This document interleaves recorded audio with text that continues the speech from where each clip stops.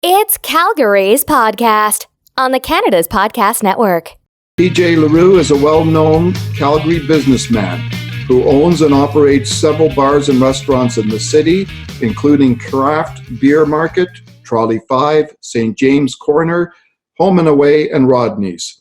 Welcome to the show, PJ, and thanks for taking the time today to be here for our listeners. Tell us a little bit about yourself, where you're from, and what your business is all about. I'm from Calgary, born and raised, and I started my life as an entrepreneur in the entertainment and restaurant industry. Did you need financings to start at the beginning, and how has business been for you over the years? Going back in time when I started my first business when I was in high school, and I was a DJ, so I didn't get any financing for that, but I definitely needed some equipment, which I begged and got for Christmas and things like that. From there, I grew the business, and the first establishment, bricks and mortar establishment that I opened, I was 23, and I just scraped everything I had together to do that, and maxed out the credit cards. So there was no financing at that point. Fast forward till now, and got lots of restaurants across the country, and obviously there's some financing involved. But at the time, it was put everything that I had on the line to make do with what I had. What is your long-term vision for what the company will look like in the future, and do you have more expansion plans up your sleeves? We opened in 2011 in Calgary, and proud to say it's a born and bred Calgary concept. And it's been well received in all the markets that we've opened. So we opened in Vancouver, Edmonton, and then subsequently now we've been in Ottawa, Toronto, and Kelowna. And so that concept we're planning to continue to expand, and we have our next location in Vancouver that we're going to be opening in the first quarter of 2020. And the plan for that is to continue to open at least one a year or one every 8 months, and all over. We're looking everywhere, primarily in BC and Toronto or Ontario. Sorry. What are the biggest benefits for you being an entrepreneur in Calgary? Tell me some of the good points of doing business here, and maybe some of the issues and challenges that entrepreneurs may face right now in Calgary.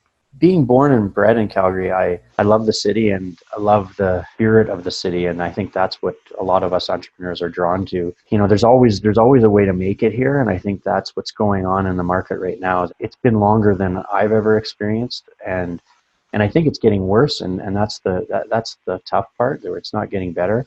Being in Calgary, there's lots of mentors, lots of great people to talk to, lots of resources to talk to. The negatives in Alberta is it's an oil primary province, and Calgary is even more centric in the oil. It's a very white collar oil centric city, and I think that's the challenge in this market. And I think the other challenge is that the government acts that way, and unfortunately, when you are reliant very heavily on one industry, when it suffers, the whole city suffers. And I think that's the biggest challenge in this market in Calgary.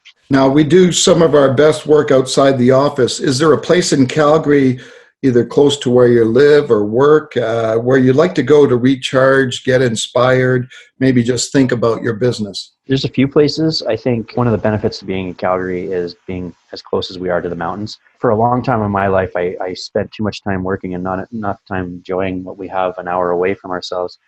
So I actually tend to go to the mountains almost every weekend. But in the city of Calgary, I'm an avid runner, so I always run my way through anywhere I am. And in Calgary, anytime I'm thinking about something, or if I need a few moments, I usually get the runners on and hit the streets and hit the pavement. It's a beautiful city to run in. If you were to start all over again and you just moved to Calgary from somewhere else, this time you don't know anybody, knowing what you know now, what would you do and how would you do it to start all over again as an entrepreneur?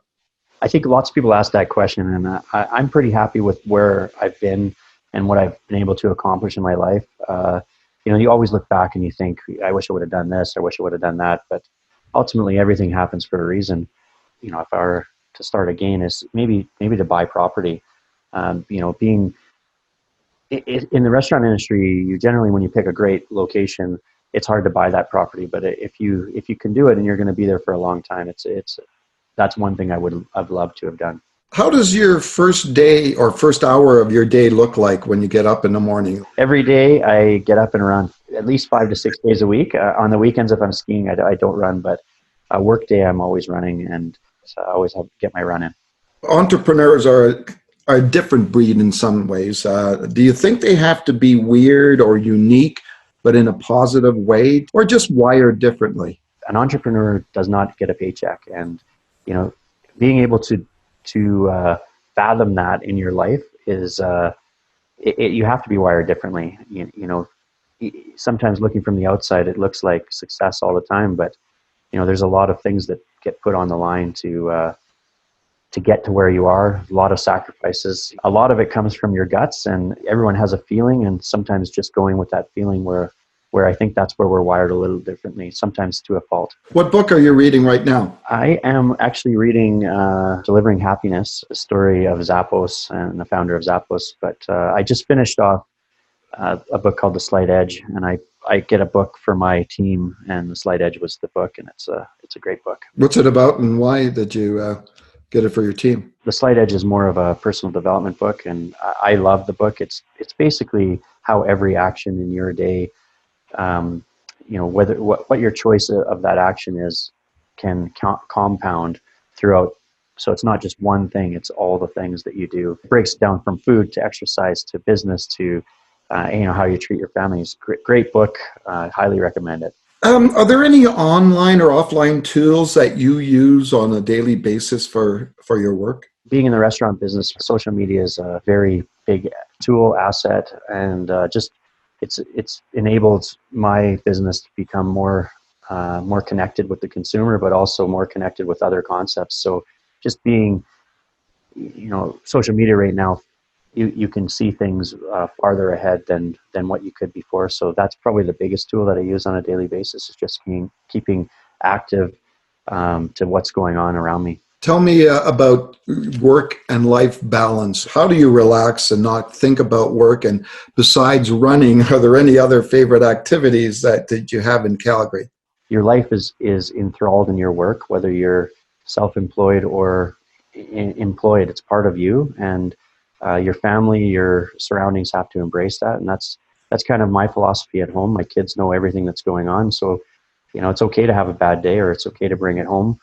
But as long as, I can wipe it off and everyone understands what's going on, and we move on. As far as being with the family, I think that's, an entrepreneur, it is a true family business. So they have to know what's going on. But, you got to take time for them too. And I think the biggest thing is to shut off.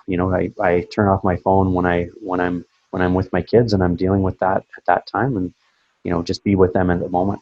If you weren't doing what you're doing now, is there something you would like to do for a profession? To be very successful in your business, you have to love what you're doing, and I truly love what I'm doing. If there's anything else as a profession, I'm not sure. I think I started as a DJ. Maybe staying as a DJ would be a little bit more fun, but I love the entertainment aspect of my business. So if I were to do anything else, it would be in that realm, to make people happy and see a smile on people's face. Is there a job you wouldn't want to do? Again, in the restaurant industry, there's a lot of jobs that would be considered to be lower class, and but I've done everything in my business, from dishwashing to bussing tables to bartending, and everything's so important. And the guest is they don't see everything, but if your dish isn't clean, you're not going to be very happy. So I don't think there's a job I wouldn't do. I think ultimately it's what ends up to the guest. In business, is there a favorite word, quote, or sentence that you like to use? Do the right thing. We try to basically say everything. Look back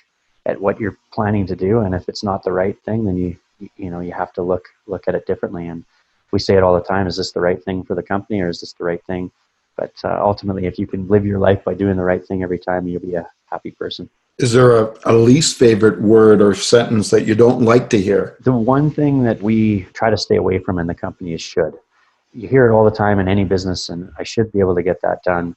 And I think that often ends to, I'm not going to be able to get it done, or it's going to be passed on. So we try to stay away from anything that's a should. If you had, speaking of words, if you had to pick one or two words to describe yourself, what would they be and why? Probably the biggest thing I'd say is easygoing. I'm a pretty laid-back guy.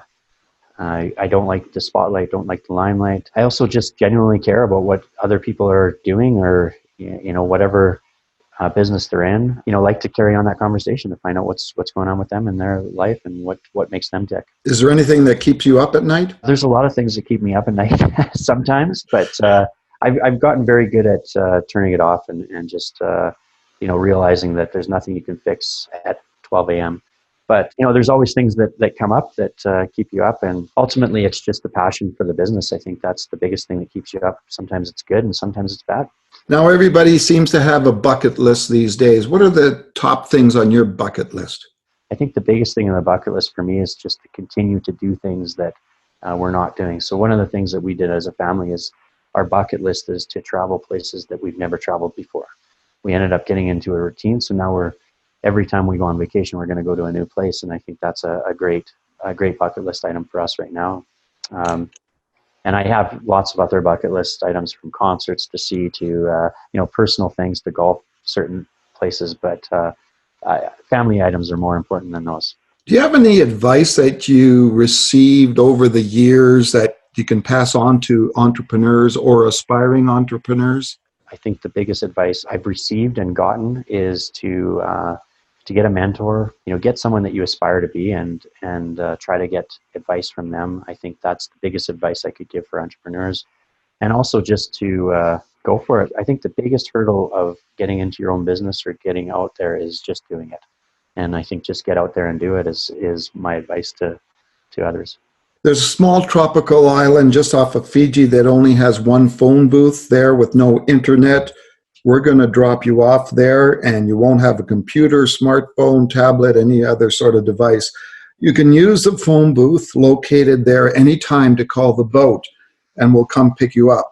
Now, how long would you last before you made that call, and what would you do while you were there? Whenever you're caught in a position, something like that, you'd probably just enjoy the moment for a bit, try to figure out what you're doing.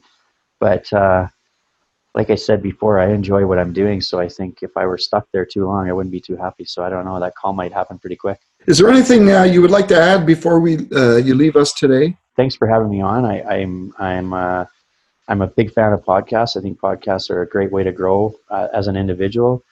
And, it's exciting to be able to talk about my story and what I've done here in the city of Calgary. So thanks for having me. Is there a way people can get in touch with you? On social media, you can find me backwards LaRue PJ, or just on my restaurants. You can usually find me. So Craft Beer Market at Craft Beer Market on all social media handles. Okay, thanks PJ for being our guest on Calgary's podcast. I've learned a lot about you, your business, and I'm sure our listeners have as well. We'll see you next time.